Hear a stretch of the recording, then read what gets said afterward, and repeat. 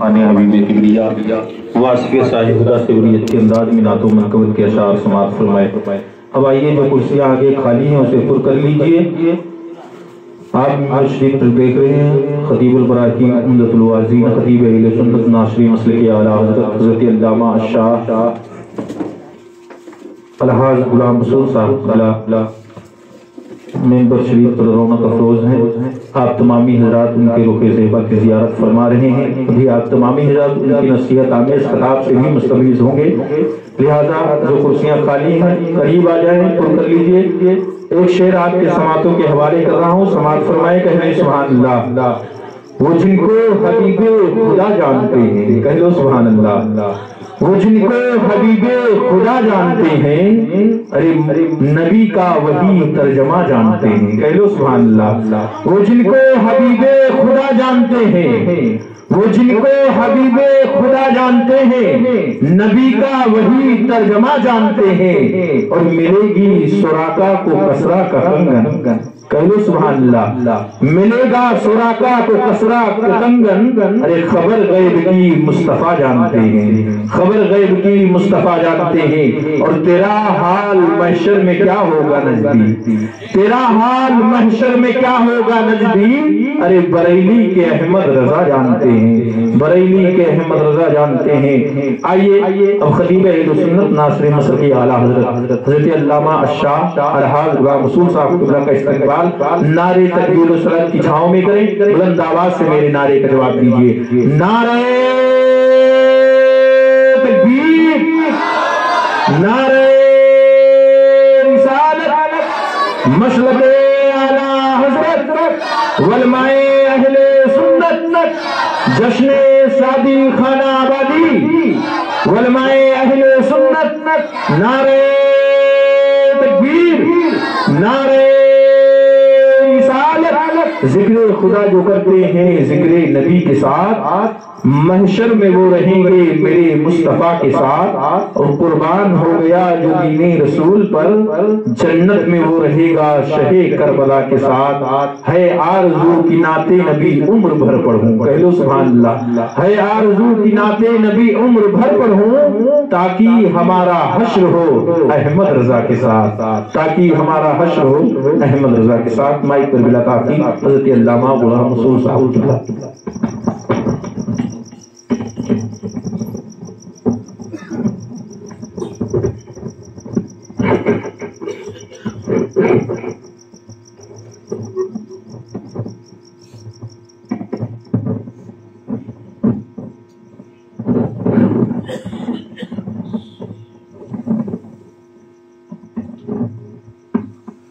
حضرات اہل سنت السلام علیکم ورحمۃ اللہ وبرکاتہ۔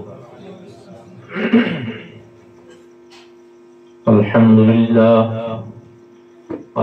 للہ نحمده ونستعینه ونستغفره ونؤمن به ونتوکل علیہ ونعوذ باللہ من شرور انفسنا ومن سیئات اعمالنا، من يهده الله فلا مضل له ومن يضلله فلا هادي له، ونشهد أن لا إله إلا الله ونشهد أن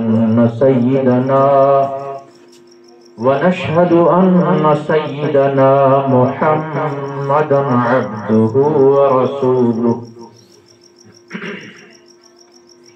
أما بعد فأعوذ بالله من الشيطان الرجيم، بسم الله الرحمن الرحيم، ألا إن أولياء الله لا خوف عليهم ولا هم يحزنون، صدق الله مولانا العلي العظيم، وصدق رسوله النبي الأمين الكريم، ونحن على ذلك لمن الشاهدين والشاكرين، والحمد لله رب العالمين۔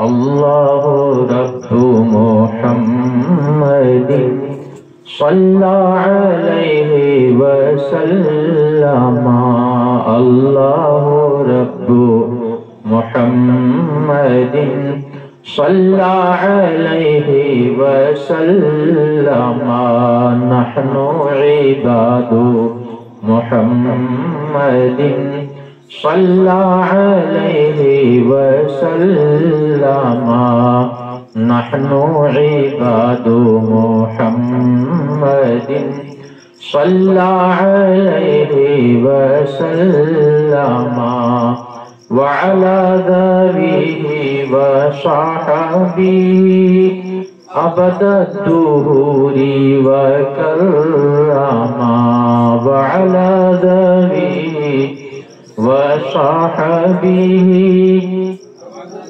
أبد الدهور وكرما الله رب محمد صلی علیہ وسلم نحن عباد محمد صلی علیہ وسلم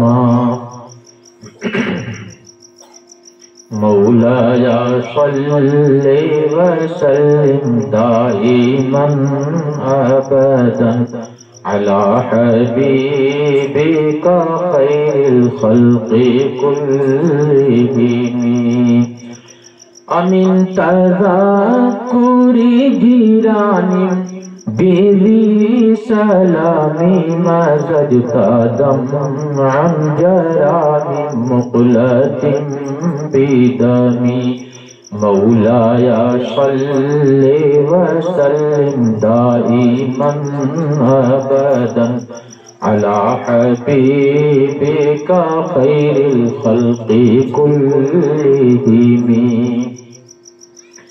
محمد سيد الكونين والثقلين محمد سيد الكونين والثقلين والفريقين من عرب ومن عجم مولاي صل وسلم دائما أبدا على حبيبك خير الخلق كلهم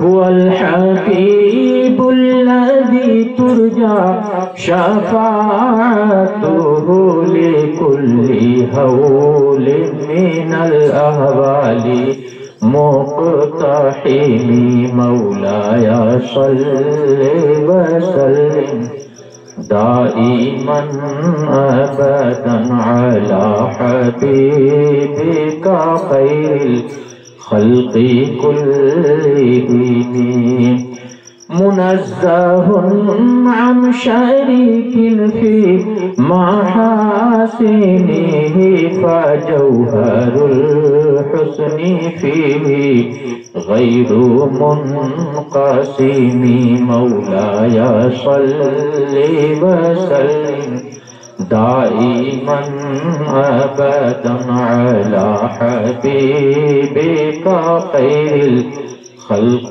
كلهم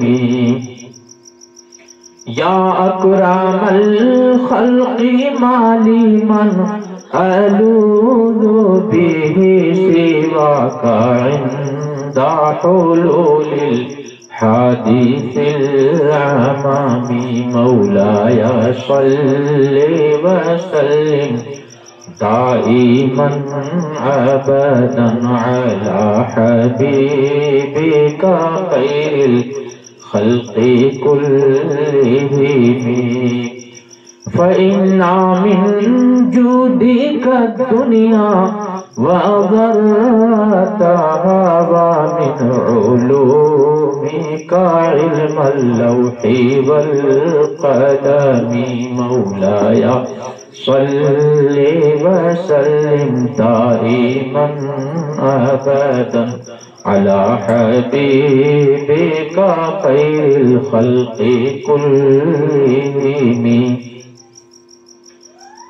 یا ربی بالمصطفى بلغ مقاصدنا فاغفر لنا ما مضى يا واسع الكرم مولاي صل وسلم دائما ابدا على حبيبك خير الخلق كلهم درود شریف اللهم صل على سيدنا ومولانا محمد معدن الجود والكرم وآله الكرام وابنه الكريم وبارك وسلم صلاة وسلاما عليك يا رسول الله. بعد نماز عشاء سے آپ حضرات نعت شریف اور منقبت اور تقریر سماعت کرتے آ رہے ہیں، اور ٹھنڈک کا بھی زمانہ ہے، اور اس محفل پاک کا تعلق خوشی سے ہے. شادی خانہ آبادی کے موقع پر یہ محفل پاک کا انعقاد کیا گیا ہے. اللہ تبارک و تعالی اس خوشی کو اہل خانہ کے لیے مبارک فرمائے اور اپنی بارگاہ میں اس محفل کو شرف قبول عطا فرمائے. آج چاند نظر آ گیا، لیکن اگرچہ دوسرا مہینہ لگ چکا ہے، لیکن ربیع الاخر شریف سے یہ مہینہ بالکل پیوستہ ہے. اس لیے کچھ اشعار بارگاہ غوثیت میں منقبت کے پیش کرنے کی سعادت حاصل کروں گا. ممکن ہوگا تو پہلے مصرے میں ساتھ دیں گے، اور اگر نہ پڑھ سکیں تو خاموشی کے ساتھ سماعت کریں. درود شریف اللہم صلی علی سیدنا و مولانا محمد معدن الجود والکرم وآلہ وبارک وسلم. پیر پیران میر میرا اے شہ جیلاں توئی، پیر پیران میر میرا اے شہ جیلاں توئی، ان سے جانے قدسیاں وہ غوث ان سو جاں توئی، ان سے جانے قدسیاں وہ غوث ان سو جاں توئی. حضور سرکار غوث اعظم رضی اللہ تعالیٰ عنہ پیروں کے پیر ہیں اور میروں کے میر ہیں. آپ کا ارشاد ہے کہ کچھ پیر جناتوں کے ہیں، کچھ پیر انسانوں کے ہیں، کچھ پیر فرشتوں کے ہیں. وَأَنَا شَيْخُ الْكُلِّ، اور میں سب کا پیر ہوں. پیر پیرا میر میرا اے شہ جیلاں توئی، ان سے جانے قدسیاں وہ غوث ان سو جاں توئی. تم قدسیوں کی جان کے لیے انس ہو اور جناتوں اور انسانوں کے فریاد رس تم ہو.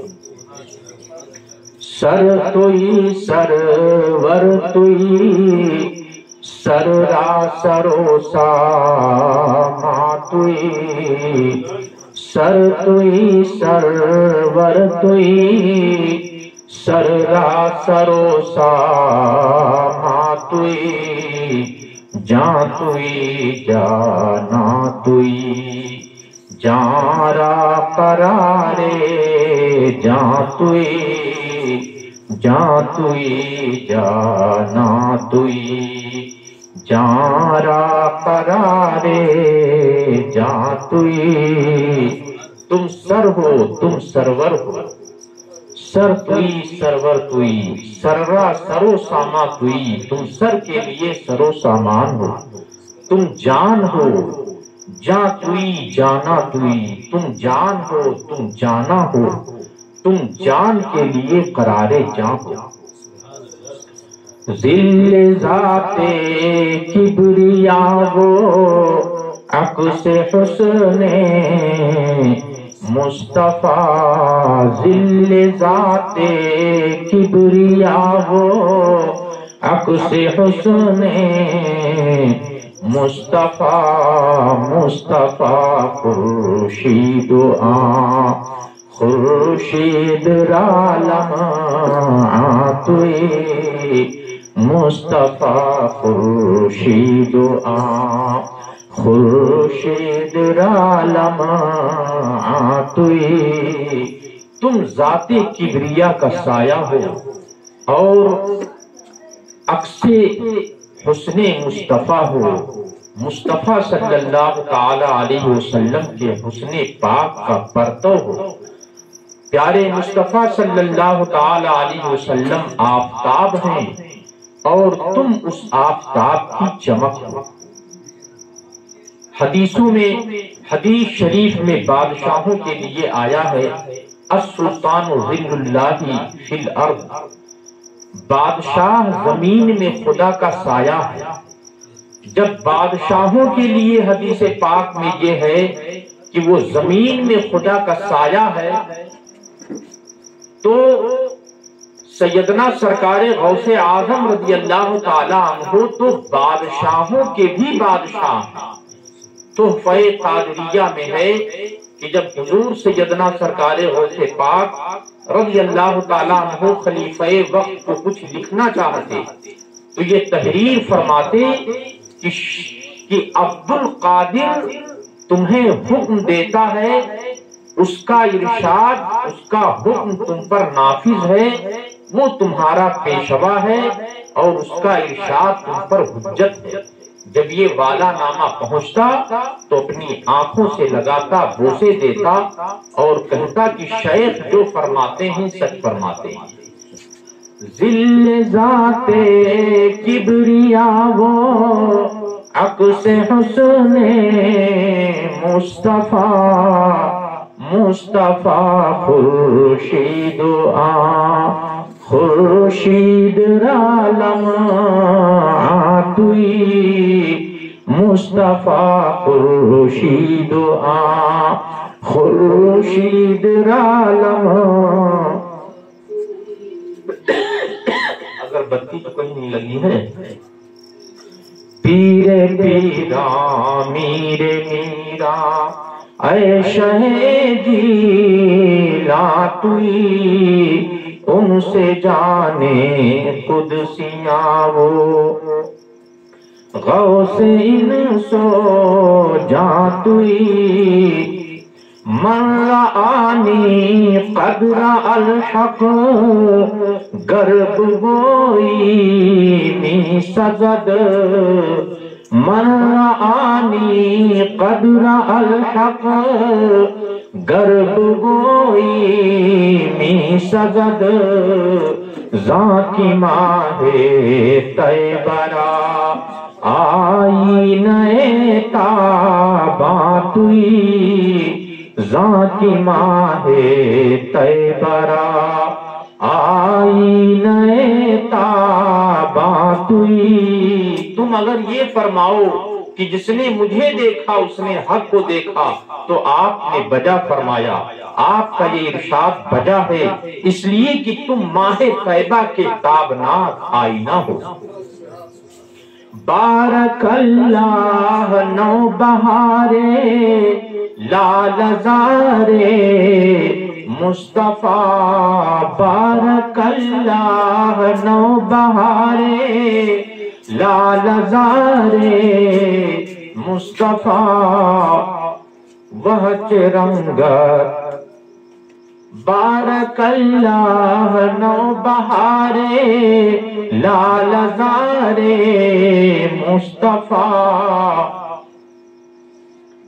خدا مبارک فرمائے، خدا مبارک فرمائے اے لالا زار مصطفیٰ کے نوبہار، تم باغ رضواں کا رنگ ہو، کیا ہی خوب رنگ ہے، تم باغ رضواں کا رنگ ہو۔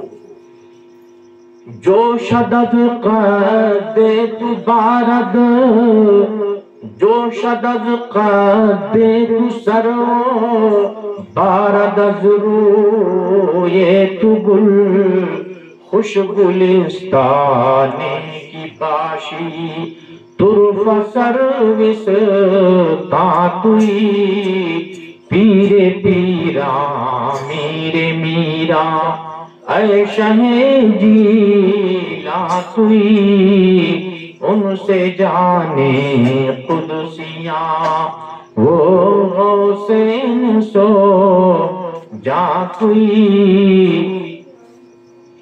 اولیاء را گر گوہر باشد تو بحر گوہری، اولیاء را گر گوہر باشد تو بحر گوہری، گر بدست شازرے دادند زر را کانتوئی۔ اگر اولیاء کے ہاتھ میں سونا دیا گیا ہے تو تم سونے کی کان ہو، اور اگر کسی کے ہاتھ میں موتی ہے تو تم موتی کا سمندر ہو۔ آنچ گویند اولیاء را ہست قدرت، از الہ باز گردانند تیر، از نیم رہی ناتوئی۔ یہ بہت لمبے اشعار ہیں اور یہ سب تشریح طلب ہیں، اگر ان کی تشریح کی جائے تو بس اسی تشریح ہی میں سارا وقت گزر جائے گا۔ یہ اللہ والے جو ہوتے ہیں یہ اللہ تک پہنچنے کے لیے واسطہ اور وسیلہ ہوتے ہیں۔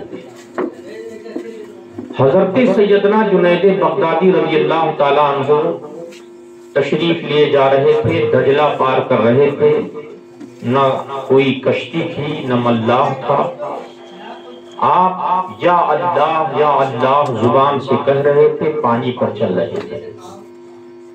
ایک مرید تھا آپ کا، اس نے کہا ہم کو بھی اس پار جانا ہے۔ آپ نے فرمایا یا جنید کہتا چلا آ۔ وہ یا جنید کہہ رہا ہے اور وہ بھی پانی پر چل رہا ہے۔ دل میں شیطان نے یہ وسوسہ ڈالا کہ حضرت تو اپنا یا اللہ کہہ رہے ہیں اور تم سے یا جنید کہلوا رہے ہیں، جب وہ یا اللہ کہہ کر پانی پر چل سکتے ہیں تو تم کیوں نہیں چل سکتے؟ اس نے کہنا چھوڑ دیا، یا اللہ کا ورد کرنا شروع کیا، نیچے چلا گیا، ڈوبنے لگا۔ عرض کیا کہ ہم تو ڈوبے جا رہے ہیں، فرمایا وہی کہے گا جو میں نے کہا تھا۔ پھر یا جنید کہتا ہے تو پھر چلنے لگتا ہے۔ جب دجلہ اس پار پہنچتا ہے تو عرض کیا کہ یہ معاملہ سمجھ میں نہیں آیا کہ آپ یا اللہ کہیں تو پانی پر چلیں اور ہم کہیں تو ڈوبنے لگیں۔ تو فرمایا نادان، ابھی تو جنید تک نہیں پہنچا ہے، پہلے تو جنید تک تو پہنچ، جب تو جنید تک پہنچ جائے گا تو تو اللہ تک پہنچ جائے گا۔ تو یہ اللہ کے محبوب بندے اللہ تک پہنچنے کے لیے واسطہ اور وسیلہ ہیں۔ وہابیہ اسی سلسلے کو کاٹتے ہیں اور اولیاء اللہ سے بدزن کرتے ہیں کہ تاکہ کوئی یا رسول اللہ نہ پکارے، یا غوث اعظم نہ پکارے، یا سرکار خواجہ نہ پکارے، یا سید سالار مسعود غازی نہ پکارے۔ حضور مفتی اعظم ہند علیہ الرحمہ نے فرمایا وصل مولا چاہتے ہو تو وسیلہ ڈھونڈ لو، وصل مولا چاہتے ہو تو وسیلہ ڈھونڈ لو، بے وسیلہ نجدیو ہرگز خدا ملتا نہیں بے وسیلہ نجدیو ہرگز خدا ملتا نہیں۔ حضور سیدنا سرکار غوث اعظم رضی اللہ تعالیٰ عنہ سے اتنی کرامتوں کا ظہور ہوا ہے کہ کتابوں میں جو پایا جاتا ہے وہ سب کرامتوں کا ذکر نہیں، بہت کرامتوں کا ظہور ہوا ہے کہ ان کا احصاء اور شمار نہیں کیا جا سکا۔ آپ جب وعظ فرماتے تو شروع میں 6-7 لوگ رہتے تھے، اور بعد میں پھر مجمع بڑھتا گیا تو 70 ہزار کا مجمع ہونے لگا۔ یہ اس زمانے کی بات ہے۔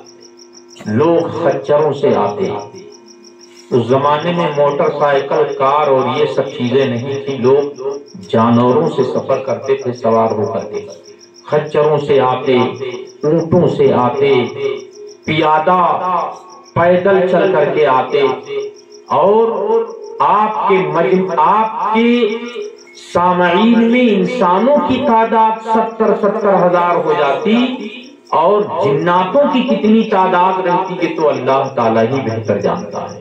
رجال الغیب کتنے رہتے وہ سب تو نظر نہیں آتے، لیکن انسانوں کی تعداد 70 ہزار بلکہ اس سے زائد بھی کا مجمع ہونے لگا۔ لیکن اتنے بڑے مجمع میں اس زمانے میں مائک تھا ہی نہیں۔ اب اس زمانے میں مائک کا رواج ہے، اس زمانے میں مائک تھا نہیں۔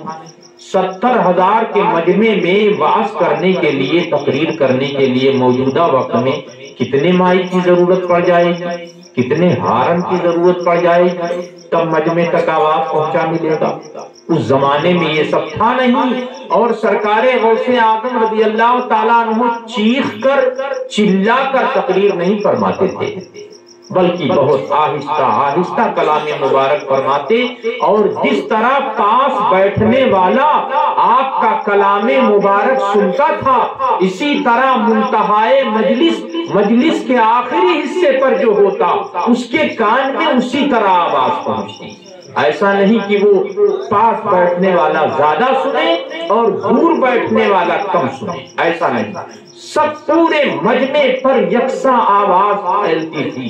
یہ بھی آپ کی کرامت جلیلہ ہے کہ اتنے بڑے مجمع میں اور اپنی زبان مبارک سے سب کے کانوں تک آواز پہنچا دیتا تھے۔ اور حضور سیدنا سرکار غوث اعظم رضی اللہ تعالیٰ عنہ کے جو خلفاء ہوتے وہ پاس میں بیٹھتے تھے۔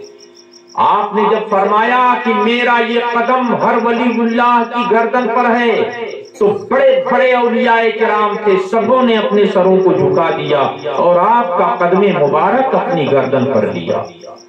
سر بھلا کیا کوئی جانے کی ہے کیسا تیرا، اولیاء ملتے ہیں آنکھیں وہ ہے تلوا تیرا۔ حضرت ابو المعالی ایک صاحب ہیں جو بہت قرب رکھتے تھے بارگاہ غوثیت سے، وہ قریب میں بیٹھے ہوئے تھے، مجلس وعظ میں سن رہے تھے، سماعت کر رہے تھے۔ ان کے پیٹ میں کچھ مروڑ پیدا ہوا جس سے ان کو قضائے حاجت کا شدید احساس ہوا۔ اب سوچتے ہیں کیا کروں، اگر میں اٹھتا ہوں، سوچتے ہیں اگر اٹھتا ہوں تو 2 نقصان میں پڑتا ہوں۔ ایک تو مجلس پاک کی بے ادبی ہوگی کہ مجمع جمع ہوا اور میں نکلنے لگوں تو یہ مجلس پاک کی بے ادبی ہوگی، اور ایک دوسرا نقصان یہ ہوگا کہ جو وعظ فرما رہے ہیں حضور غوث پاک رضی اللہ تعالیٰ عنہ، جو ارشاد فرما رہے ہیں اس میں سے بہت باتیں سننے سے رہ جائیں گی، چھوٹ جائے گا، اور اگر نہیں اٹھتا ہوں تو پھر حاجت کو کیسے قابو میں کروں۔ استغاثے کی نگاہ انہوں نے ڈالی بارگاہ سرکار غوث پاک رضی اللہ تعالیٰ عنہ کو، استغاثے کی نظر سے دیکھا، فریاد کی نظر سے دیکھا۔ حضور سرکار غوث اعظم رضی اللہ تعالیٰ عنہ ایک زینہ نیچے تشریف لائے اور اپنا رومال شریف ابو المعالی کے سر پر ڈال دیا۔ ڈالنا تھا کہ ابو المعالی اس مجلس سے غائب ہو جاتے ہیں، اپنے آپ کو کیا دیکھتے ہیں کہ میں ایک جنگل میں پہنچ گیا ہوں، چاروں جانب جھاڑیاں لگی ہوئی ہیں اور ایک طرف نہر جاری ہے، نہر بہہ رہا ہے، نہر جاری ہے۔ یہ اپنے آپ کو ایک جھاڑی میں پاتے ہیں، تو یہ قضائے حاجت سے فارغ ہوتے ہیں۔ فارغ ہو جانے کے بعد میں سوچتے ہیں لاؤ وضو کر لوں۔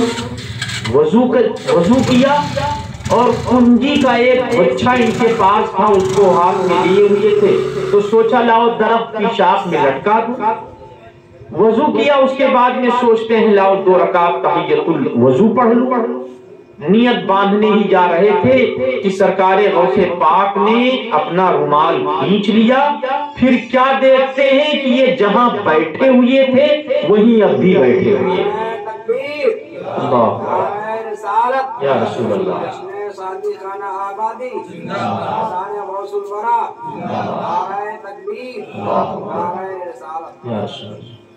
اب ابو المعالی یہ سوچتے ہیں آخر یہ کیا واقعہ ہے؟ میں ابھی کہیں جنگل میں تھا، قضائے حاجت سے فارغ ہوا، وضو کیا، نماز پڑھنے جا رہا تھا، پھر اچانک جہاں بیٹھا ہوں وہی موجود ہوں، اور سرکار غوث اعظم جو بات فرما رہے تھے، جو جملہ ارشاد فرما رہے تھے، وہ کلام ابھی پورا ہو رہا ہے، یعنی ایک لفظ بھی نہیں چھوٹا ہے۔ اور پھر اپنے اعضاء کو دیکھتے ہیں تو اعضائے وضو سے تر بھی۔ اب یہ سوچتے ہیں یہ خواب ہے کہ خیال ہے کہ حقیقت ہے، کیا ہے؟ بہرحال مجلس میں حاضر ہوئے، مجلس وعظ جب ختم ہو گئی تب ان کو ضرورت پڑی کنجی کی، تو اب کنجی جب تلاش کرنے لگے تو کنجی تھی ہی نہیں۔ پھر سوچتے ہیں آخر کنجی کیا ہو گئی، یہ تو جیب میں ہم رکھتے تھے۔ پھر خیال آیا کہ کنجی تو اسی جھاڑی میں جہاں ہم پہنچے تھے وہیں ایک درخت کی شاخ میں نے لٹکا دی تھی، وہ کنجی تو وہی ہوگی۔ بہرحال یہ واقعہ اس طرح سے جب گزر گیا، 1 ہفتے کے بعد ان کو سفر کا اتفاق پڑا۔ سرکار غوث اعظم رضی اللہ تعالیٰ عنہ سے اجازت لی، حضور غوث پاک نے ان کو اجازت دی اور یہ سفر کے لیے گئے نکلے۔ ان کا قافلہ چلتا رہا، چلتا رہا، چلتا رہا، 1 دن چلا، 2 دن چلا، 3 دن چلا، یہاں تک کہ 14ویں روز جہاں یہ پہنچے، ان کے قافلے نے پڑاؤ ڈالا، تو وہاں انہوں نے جب اس جگہ کا جائزہ لیا تو ان کو ایسا لگا کہ یہ تو علاقہ میرا دیکھا بھالا ہوا معلوم ہوتا ہے، اور کبھی ہم نے ادھر سفر بھی نہیں کیا، کبھی ہم ادھر آئے بھی نہیں، اور ایسا لگتا ہے کہ جیسے ہم نے اس کو دیکھا ہو۔ پھر غور کرتے ہیں تو جھاڑیاں بالکل دیکھی ہوئی معلوم ہوتی ہیں۔ پھر نہر بھی انہوں نے جائزہ لیا تو ان کی سمجھ میں آیا کہ یہ نہر بھی میں نے دیکھا ہے، آخر یہ کہاں میں پہنچ گیا ہوں، کبھی آیا بھی نہیں۔ پھر خیال آتا ہے کہ ہاں، اس روز جو بارگاہ غوثیت میں میں بیٹھا ہوا تھا اور حضور غوث پاک نے جو رومال شریف ڈالا تھا، تو جو میں پہنچا تھا تو یہیں آ کر پہنچا تھا۔ پھر سوچتے ہیں تب تو کنجی کا گچھا وہی ہوگا، چل کر کے دیکھنا چاہیے۔ جاتے ہیں تو کیا دیکھتے ہیں، کنجی کا گچھا اسی درخت کی شاخ میں لٹک کر کے جھوم رہا ہے۔ گویا کہ سرکار غوث اعظم نے جان بوجھ کر کے ابو المعالی کی کنجی وہی چھڑوا دی تھی، تاکہ ابو المعالی پر یہ حقیقت واضح رہے کہ یہ کوئی خواب و خیال کی بات نہیں ہے، بلکہ یہ حقیقت واقعہ ہے۔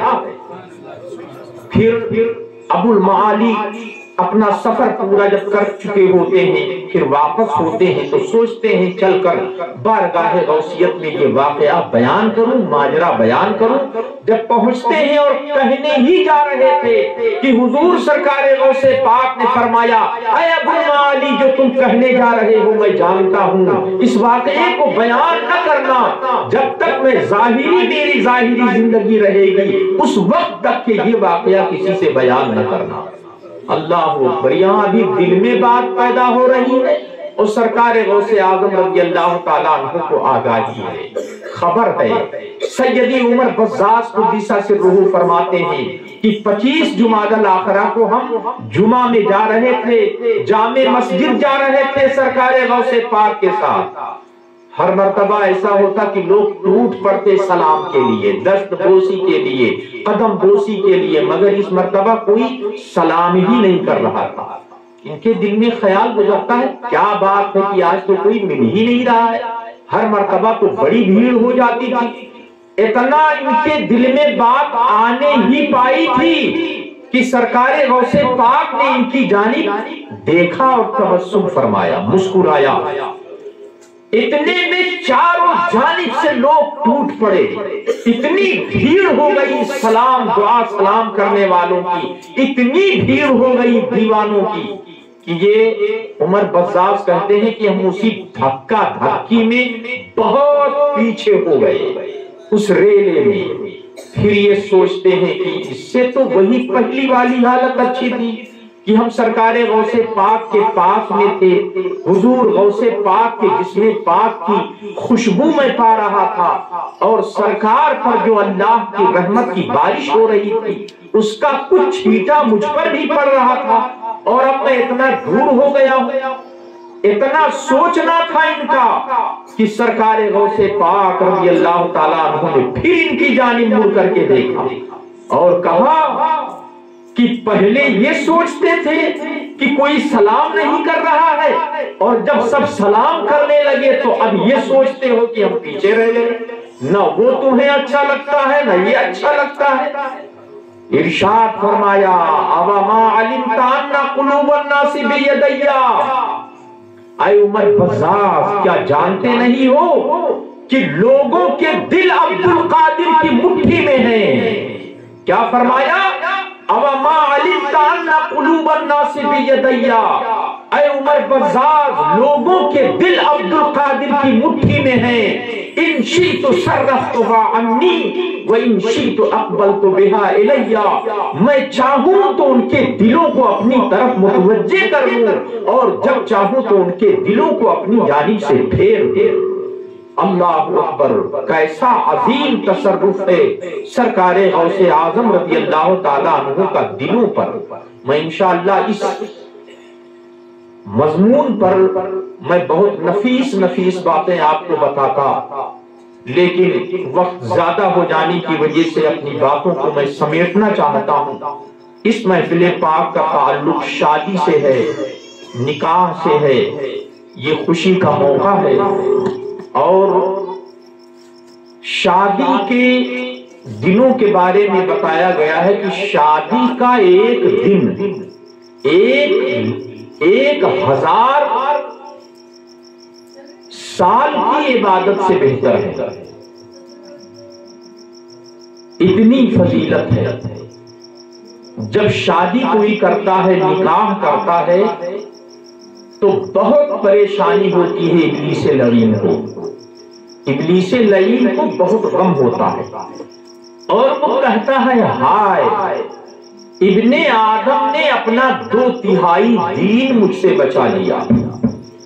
اور حدیث پاک میں ہے کہ من تزوج فقد استکمل نصف الایمان، جس نے نکاح کیا، شادی کی، تو اس نے اپنا آدھا دین مکمل کر دیا۔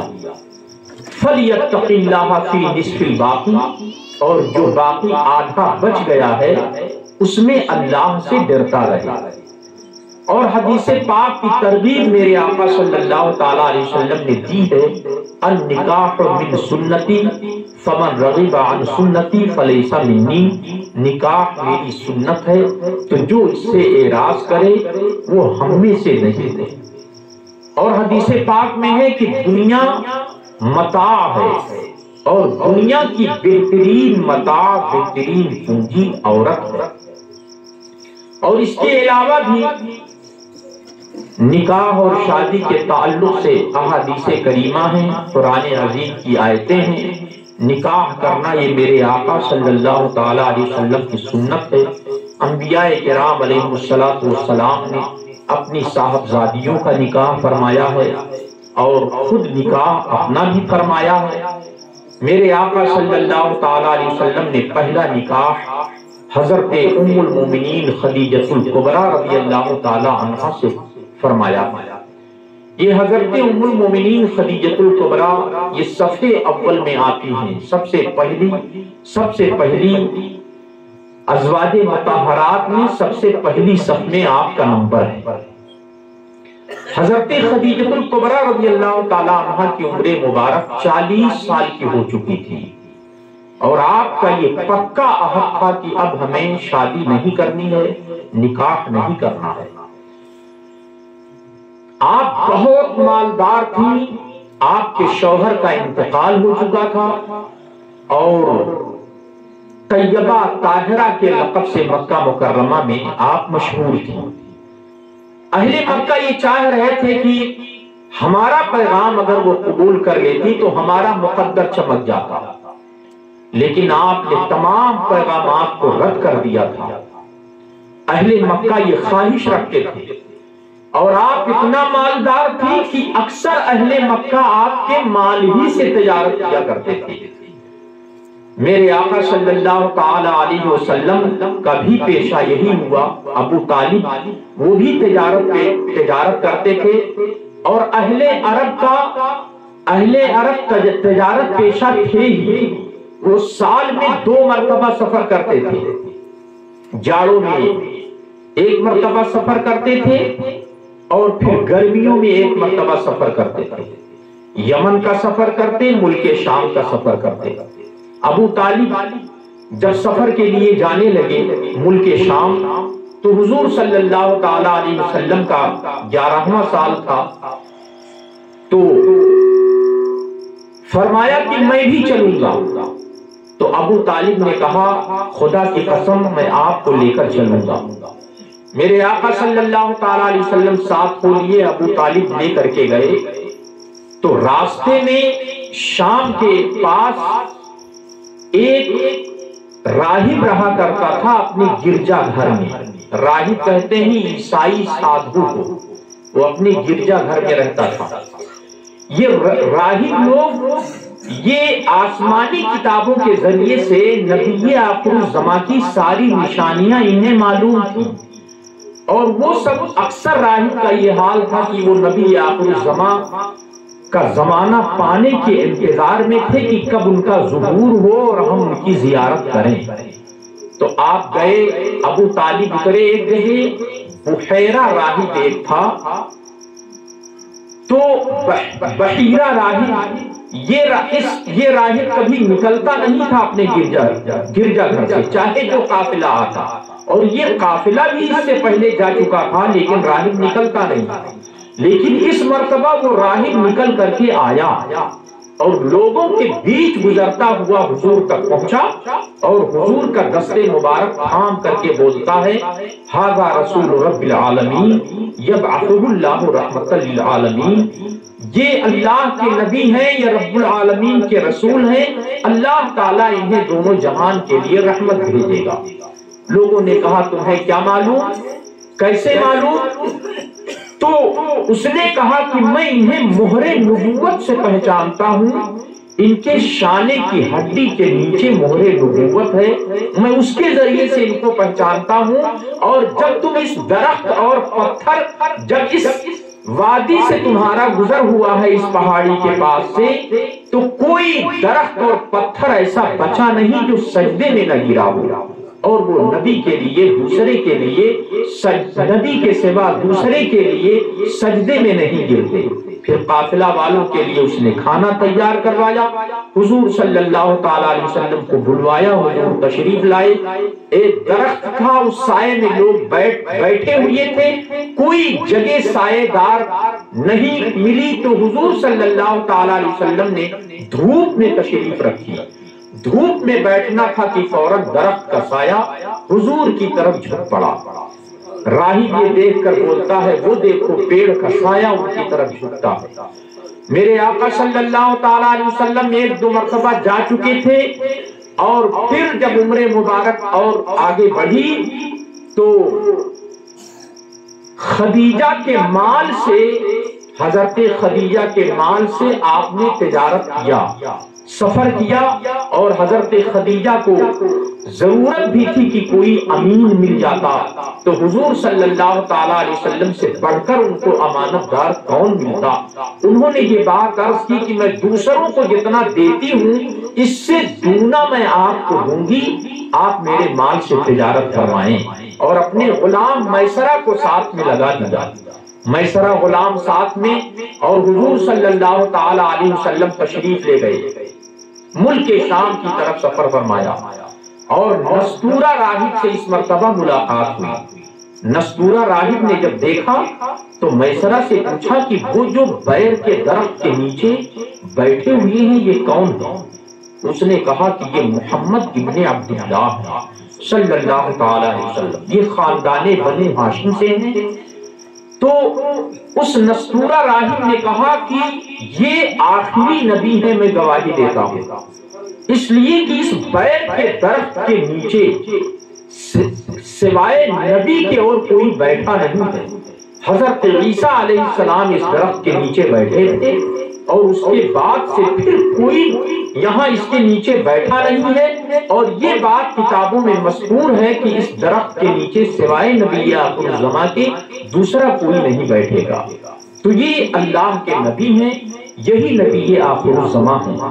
پھر پوچھا یہ بتاؤ کہ ان کے والد باحیات ہیں یا نہیں؟ کہا نہیں۔ تو کہا ہاں، کتابوں میں یہی ذکر ہے۔ پھر نستورہ راہب نے حضور صلی اللہ تعالی علیہ وسلم پر ایمان لانے کا اظہار کیا، اور اس کے علاوہ بہت سارے ارہاسات جو ظاہر ہوئے وہ میسرہ غلام نے اپنی آنکھوں سے دیکھا کہ حضور صلی اللہ تعالی علیہ وسلم جہاں چلتے تو بادل سایہ کیے رہتا، وہ چلتا، جہاں ٹھہر جاتے تو وہاں بادل بھی ٹھہر جاتا، اور ایک شخص سے کچھ تکرار ہو گئی لین دین کے معاملے میں، تو اس نے کہا کہ آپ لات و عزا کی قسم کھائیے۔ تو آپ نے فرمایا نہیں، میں نے کبھی لات و عزا کی قسم نہیں کھائی۔ پھر وہ یہودی میسرہ کو لے کر کے الگ جا کر کہتا ہے کہ یہی آخری نبی ہے۔ پھر بہت ساری علامتوں کے بارے میں پوچھا گیا یہ بتاؤ کہ یہ جو آنکھوں میں سرخی ہے، یہ سرخی کسی بیماری کی وجہ سے ہے یا یہ سرخی ہمیشہ رہتی ہے؟ تو بتایا گیا کہ نہیں، یہ سرخی ہمیشہ سے ہے۔ حضور صلی اللہ تعالی علیہ وسلم کی آنکھوں میں سرخی تھی، تو کہا کہ یہ نبی آخر الزماں کی ایک نشانی یہ بھی ہے۔ اور پھر پوچھا گیا کہ آپ جب سوتے ہیں تو کیفیت کیا ہوتی ہے؟ تو آپ نے فرمایا میں سوتا ہوں تو میرا دل جاگتا رہتا ہے، میری آنکھیں سوتی ہیں۔ میرے آقا صلی اللہ تعالی علیہ وسلم جب سوتے تو دل مبارک جاگتا رہتا۔ انبیاء علیہ السلام کا وضو نیند سے نہیں جاتا ہے، اس کی وجہ یہی ہے کہ انبیاء علیہ السلام کا دل جاگتا رہتا ہے۔ ہم لوگ سو جاتے ہیں تو بالکل سو جاتے ہیں۔ بہرحال مختصر واقعہ یہ کہ میسرہ غلام جب واپس آئے تو حضرت خدیجہ نے اپنی آنکھوں سے دیکھا کہ حضور تشریف لا رہے ہیں، اور جہاں ٹھہرتے ہیں بادل ٹھہر جاتا ہے، چلتے ہیں تو بادل چلتا ہے۔ پھر میسرہ غلام سے بھی حالات کی تفتیش کی، انہوں نے بھی بتایا۔ تو حضرت خدیجہ رضی اللہ تعالی عنہ کے دل میں آپ کی محبت جم گئی، اور انہوں نے آپ سے نکاح کے بارے میں درخواست بھیجی، خبر بھیجی۔ تو آپ نے یہ معاملہ اپنے بڑے بوڑھوں کے حوالے کر دیا۔ حضرت خدیجہ وہ خاتون کہ اہل عرب اس تمنا میں تھے کہ اگر وہ پیغام قبول کر لیں تو بہت بڑی بات ہے۔ تو حضرت خدیجہ رضی اللہ تعالی عنہ جیسی پاک طیبہ طاہرہ عورت سے شادی کرنے کے لیے کون تیار نہیں ہوتا؟ خاندان کے حضرات تیار ہو گئے۔ پھر میرے آقا صلی اللہ تعالی علیہ وسلم جو ہے سادہ انداز میں، ساتھ میں حضرت ابوبکر صدیق بھی ہیں، ساتھ میں حضرت امیر حمزہ بھی ہیں، اور ساتھ میں ابو طالب بھی ہیں، اس کے علاوہ اور بھی اور بھی خاندان کے حضرات تھے، وہاں تک پہنچے۔ ابو طالب نے کھڑے ہو کر کے خطبہ پڑھا، نکاح ہوا، اور نکاح ہو جانے کے بعد میں حضرت خدیجہ رضی اللہ تعالیٰ عنہ نے یہ اعلان کر دیا تھا کہ میرا جتنا مال ہے سب حضور کا ہے، حضور چاہے رکھیں چاہے لٹا دیں، ہم کو کوئی اعتراض نہیں ہے۔ 25 برس تک حضرت خدیجہ رضی اللہ تعالیٰ عنہ حضور کے ساتھ رہیں، اور جب تک حضور کے ساتھ رہیں حضور نے کسی اور عورت سے نکاح نہیں فرمایا، کسی سے نکاح نہیں فرمایا۔ حضرت خدیجہ رضی اللہ تعالیٰ عنہ کے انتقال کا حضور کو بہت غم ہوا۔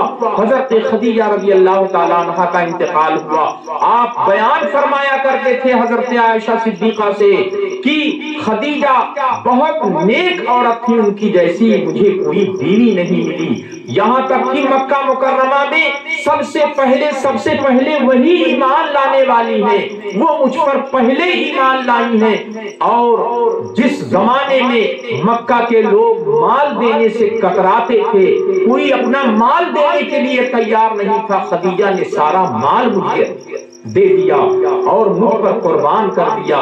حضرت خدیجہ رضی اللہ تعالیٰ عنہ کا ذکر حضور صلی اللہ تعالیٰ علیہ وسلم بار بار کرتے تھے، اور آخری عمر مبارک تک آپ کے قلب میں حضرت خدیجہ کی محبت رچی بسی رہ گئی۔ اس کے علاوہ اور بہت سی عورتوں سے آپ نے نکاح فرمایا، کچھ اپنے خاندان میں نکاح فرمایا اور کچھ دوسری قوموں میں بھی نکاح فرمایا، صرف تبلیغی ضرورت کی وجہ سے۔ اور یہ سب 11 ازواج مطہرات ہیں، لیکن کوئی یہ خیال میں نہ لائے کہ یہ سب کچھ خواہشات کی بنا پر کیا گیا۔ نہیں، اگر خواہشات کی بنا پر کیا جاتا تو میرے آقا صلی اللہ تعالی علیہ وسلم کنواری عورتوں سے نکاح فرماتے، لیکن صرف حضرت عائشہ صدیقہ رضی اللہ تعالیٰ عنہ کی ذات ہے کہ آپ صرف کنواری تھی، آپ نے حضور نے نکاح فرمایا، اور باقی جتنی ازواج مطہرات تھیں سب کے سب بیوہ تھیں، یا کسی نہ کسی پریشانی کے عالم میں بیوہ ہو جانے کے بعد ان پر غم کا پہاڑ تھا، پریشانیاں تھیں، حضور نے نکاح فرما کر کے ان کی پریشانیوں کو دور فرمایا، اور اس بنا پر بھی نکاح فرمایا تاکہ تعلقات مضبوط ہو جائیں اور تبلیغی کام کرنے میں آسانی پیدا ہو جائے۔ اور واقعی اس امت کو ازواج مطہرات سے بہت نفع ہوا۔ صحابہ کرام تو جلوت دیکھا کرتے تھے، خلوت کم دیکھ پاتے تھے، اور ازواج مطہرات خلوت کو ملاحظہ کرتی تھی۔ بے شمار حدیثیں حضرت ام المومنین عائشہ صدیقہ رضی اللہ تعالی عنہا سے مروی ہیں، دیگر ازواج مطہرات سے مروی ہیں۔ حضور صلی اللہ تعالی علیہ وسلم کے خلوت کے بارے میں اور ان ازواج مطہرات کے ذریعے سے اس امت کو بہت فائدہ پہنچا اور بے شمار دین کی باتیں ملی۔ حضرت ام المومنین عائشہ صدیقہ رضی اللہ تعالی عنہا کی وہ ذات ہے کہ آپ خلفائے اربعہ کے زمانے میں آپ فتویٰ دیا کرتی تھی، اور اکثر آپ ہی کے فتوے پر عمل ہوتا تھا۔ صحابہ کرام آپ سے مسائل دریافت کیا کرتے تھے۔ حضور صلی اللہ تعالی علیہ وسلم نے فرمایا کہ آدھا علم حمیرہ کے پاس تلاش کرو، یعنی عائشہ کے پاس تلاش کرو۔ حضرت ام المومنین عائشہ صدیقہ رضی اللہ تعالیٰ عنہ کی طہارت و پاکی میں اللہ تعالیٰ نے قرآن عظیم کی آیتیں نازل فرمائیں۔ ازواج مطہرات کے بارے میں قرآن عظیم نے اعلان فرمایا کہ یا نساء النبی لستن کاحد من النساء، اے نبی کی بیویوں تم اور عورتوں کی طرح نہیں ہو۔ ازواج مطہرات جو نیکیاں کرتی ان کو ڈبل ثواب ملا کرتا تھا۔ دوسرا کوئی نیکی کرے تو سنگل پائے، وہ اگر کرتی تھی تو ان کو ڈبل بارگاہ الہی سے ملتا تھا۔ ایک تو حضور صلی اللہ تعالی علیہ وسلم کی اطاعت اس بنا پر کہ وہ حضور کی نکاح میں ہے، اس بنا پر وہ عمل کرتی تو ایک ثواب اس جہت سے ان کو ملتا، اور ایک ثواب اس جہت سے ملتا کہ حضور اللہ کے محبوب ہیں، حضور کی اطاعت امت پر فرض ہے۔ اس بنا پر بھی اس جہت سے بھی ان کو اللہ تبارک و تعالی اجر عطا فرماتا۔ تو میرے آقا صلی اللہ تعالی علیہ وسلم نے خود نکاح فرمایا اور اپنی صاحبزادیوں کا نکاح فرمایا، جن میں حضرت رقیہ رضی اللہ تعالی عنہا ہیں، حضرت ام کلثوم ہیں، ان کا نکاح حضور صلی اللہ تعالی علیہ وسلم نے پہلے ابو لہب کے بیٹے سے کیا تھا، عتبہ سے کیا تھا، عتیبہ سے کیا تھا۔ سورہ ابھی رخصتی نہیں ہوئی تھی، سورہ تبت یدا نازل ہوئی، اس میں ابو لہب کا رد ہوا تو ابو لہب بوکھلا اٹھا اور اس کے لڑکے بھی طیش میں آ گئے، آ کر کے کہا کہ میں نے آپ کے نور نظر کو میں نے طلاق دے دیا، آپ کی صاحبزادی کو میں نے طلاق دے دیا، میں آپ سے محبت نہیں کرتا ہوں، نہ آپ مجھ سے محبت کریں۔ اور اس طرح دونوں نے طلاق دے دیا۔ حضور صلی اللہ تعالی علیہ وسلم کی شان میں گستاخیاں بھی کرنے والوں نے کی۔ میرے آقا صلی اللہ تعالی علیہ وسلم نے اپنی زبان مبارک سے ابو لہب کے ایک بیٹے کے بارے میں فرما دیا، اے اللہ کوئی اللہم سلط علیہ کلبا من کلابک، اے اللہ اپنے کتوں میں سے ایک کتا اس سگے دنیا عتبہ پر مسلط فرما دے۔ تو نتیجہ یہی ہوا کہ اس کو ایک شیر آیا اور پھاڑ کر کے چلا گیا۔ ملک شام کے سفر میں راستے میں ایک جگہ قافلہ نے پڑاؤ ڈالا، رات بھر لوگ رکھوالی کرتے رہے، لیکن ان قافلے والوں پر نیند کا ایسا جھونکا آیا کہ بے خبر ہو گئے، اور شیر آیا لوگوں کے منہ کو سونگتا سونگتا عتبہ کے منہ تک پہنچا اور سونگا، اور پھر اس کے بعد اس کے سر کو چبا ڈالا۔ کھایا نہیں اس لیے کہ وہ مصطفیٰ رسول تھا، اس لیے اس کے سر کو صرف چبا کر کے چھوڑ دیا۔